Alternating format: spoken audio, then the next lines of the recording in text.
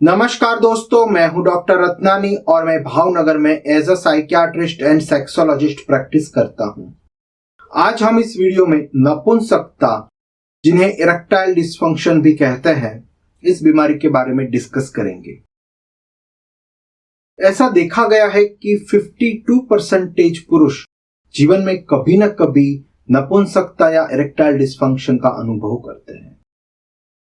ऐसा भी रिसर्च में पाया गया है कि 8.5% कपल्स ने शादी के बाद भी पूर्णतः सेक्स का अनुभव नहीं किया है। उनका कारण है इरेक्टाइल डिस्फंक्शन या नपुंसकता।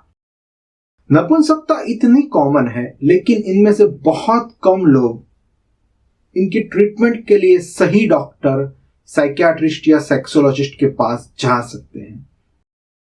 ज्यादातर लोग इस बीमारी के बारे में पता ही नहीं है, या किस डॉक्टर के पास जाना चाहिए, या शर्म के बारे में कि इस बात को कैसे डिस्क्लोज करेंगे, इस बात को कैसे डिस्कस करेंगे, इनमें इनकी ट्रीटमेंट ही नहीं कर पाते हैं। तो आज इस वीडियो में हम इरेक्टाइल डिस्फंक्शन या नपुंसकता की बीमारी किसे कहते हैं, उनके क्या कारण है, उनका डायग्नोसिस कैसे किया जाता है और उनकी ट्रीटमेंट कैसे की जाती है, इस विषय पर डिस्कशन शुरू करते हैं। इरेक्टाइल डिस्फंक्शन या नपुंसकता को अगर हम डिवाइड करें तो एक है संपूर्ण या कंप्लीट इरेक्टाइल डिस्फंक्शन, जिनमें लिंग बिल्कुल ही टाइट नहीं होता है और कितनी भी कोशिश करो लिंग में टाइटनेस आती ही नहीं है और सेक्स हो ही नहीं पाता है।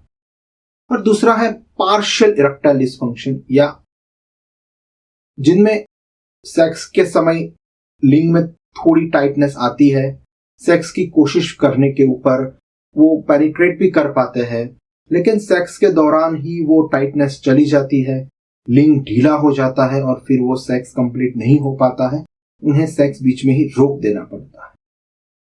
तो ये कंप्लीट इरेक्टाइल डिस्फंक्शन और पार्शियल इरेक्टाइल डिस्फंक्शन, ऐसे दो प्रकार के मरीज इरेक्टाइल डिस्फंक्शन या नपुंसकता की तकलीफ में देखे जाते हैं। नपुंसकता या इरेक्टाइल डिस्फंक्शन का कारण क्या है?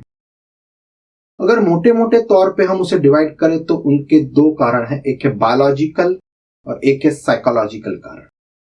बायोलॉजिकल कारण में हम उसका कारण यह है कि लिंग में खून ठीक से नहीं मिल पाता है, ताकि खून नहीं मिल पाने की वजह से नपुंसकता होती है।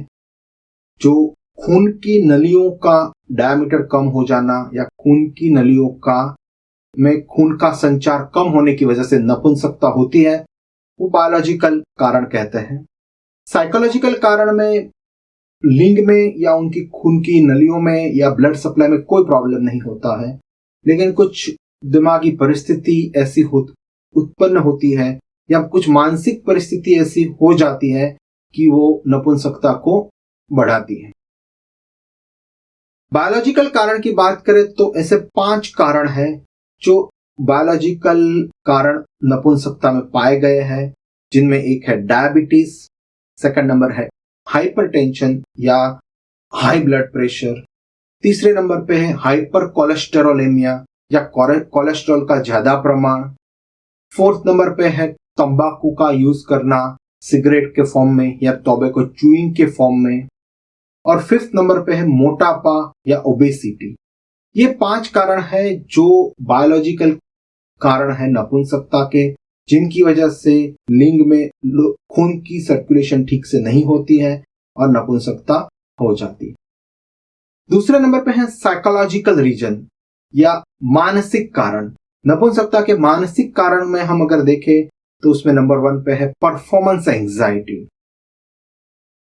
मतलब हम डे टू डे में जो मेंटल स्ट्रेस देखते हैं या कुछ मानसिक बीमारी की बात करते हैं, वो बात हम यहां नहीं कर रहे हैं।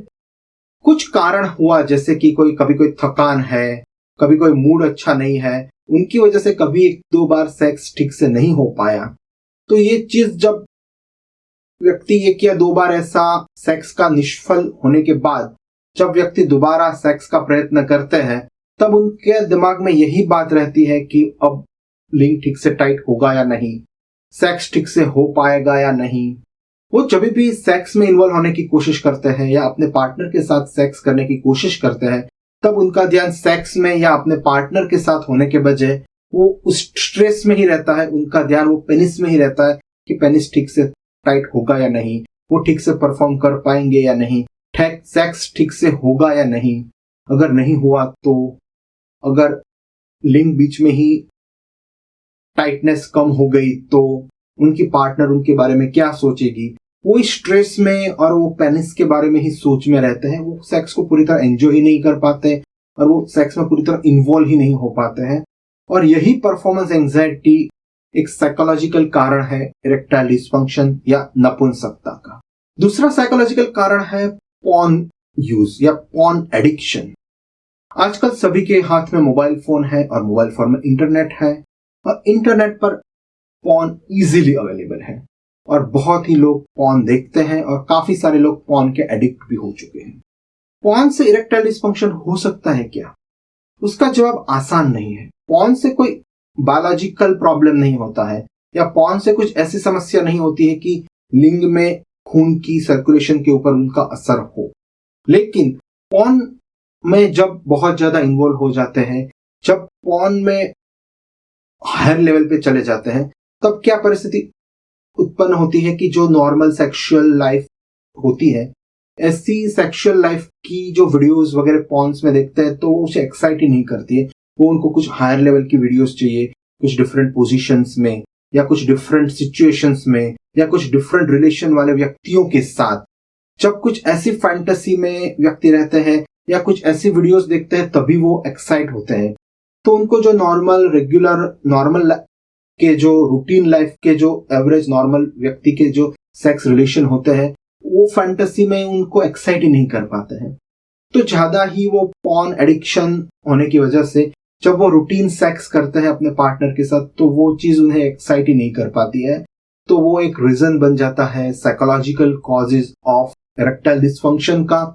तो पॉर्न एडिक्शन एक जरूर ऐसा रीजन है कि जिनकी वजह से इरेक्टाइल डिसफंक्शन हो सकता है। अब बात करते हैं ये साइकोलॉजिकल कारण है और बायोलॉजिकल कारण को हम डिफरेंशिएट कैसे करेंगे, हम पता कैसे लगाएंगे कि ये इरेक्टाइल डिसफंक्शन का बायोलॉजिकल कारण है या साइकोलॉजिकल कारण है। तो काफी टेस्ट होते हैं या काफी ब्लड टेस्ट भी होते हैं, लेकिन एक सिंपल सा टेस्ट है मॉर्निंग इरेक्शन। अगर आपको अर्ली मॉर्निंग में सुबह जब उठते हैं तब लिंग टाइट रहता है तो ये साइकोलॉजिकल रीजन नहीं ही है, ये बायोलॉजिकल रीजन नहीं हो सकता है। अगर लिंग में खून का संचार ठीक से नहीं हो पा रहा है तो मॉर्निंग इरेक्शन चला जाएगा। अर्ली मॉर्निंग में जब जागेंगे तब इरेक्शन नहीं होगा। अर्ली मॉर्निंग में इरेक्शन हो रहा है उनका मतलब है ये इरेक्टाइल डिसफंक्शन का साइकोलॉजिकल कारण है, बायोलॉजिकल कारण नहीं। नपुंसकता या इरेक्टाइल डिसफंक्शन की ट्रीटमेंट कैसे की जाती है? नपुंसकता या इरेक्टाइल डिसफंक्शन की ट्रीटमेंट में पहले तो दवाइयां दी जाती हैं। दवाइयों का काम है लिंग में खून का संचार बढ़ाना, लिंग का ब्लड सप्लाई बढ़ाना, ताकि जो लिंग में खून की कमी होने की वजह से जो इरेक्टाइल डिसफंक्शन हुआ था वो खून की कमी ठीक हो जाए और लिंग ठीक से टाइट होना शुरू हो जाए और सेक्सुअल लाइफ नॉर्मल हो जाए। साइकोलॉजिकल कारण में भी हम शुरू में कम डोज में दवाइयां देते हैं और कुछ ऐसी एंजाइटी कम होने की दवाइयां भी देते हैं जिनसे वो लिंग में इरेक्शन ठीक से होता है और 1 या 2 बार ठीक से सेक्स कर पाते हैं। फिर उनका धीरे धीरे कॉन्फिडेंस बूस्टअप होने लगता है, फिर धीरे धीरे उनमें दवाइयां कम करके बंद कर देते हैं। तो यही ट्रीटमेंट है इरेक्टाइल डिसफंक्शन की। उनका कारण बायोलॉजिकल है या साइकोलॉजिकल है, उस हिसाब से उनका ट्रीटमेंट करते हैं। नपुंसकता या इरेक्टाइल डिसफंक्शन के मरीज में काफी बार ऐसा देखा गया है कि लोग शर्म की वजह से डॉक्टर को कांटेक्ट नहीं करते हैं और वो किसी को बता नहीं पाते हैं उनकी ट्रीटमेंट कैसे करनी है, वो उसे ध्यान ही नहीं रहता है। और काफी बार लोग वो खुद ही अपने आप दवाइयां लेने लगते हैं, कुछ मेडिकल स्टोर से जाके दवाइयां ले लेते हैं या कुछ ऑनलाइन भी आजकल दवाइयां बहुत मिलने लगी है, वो ऑनलाइन ऑर्डर करके वो दवाइयां खुद इस्तेमाल करते हैं।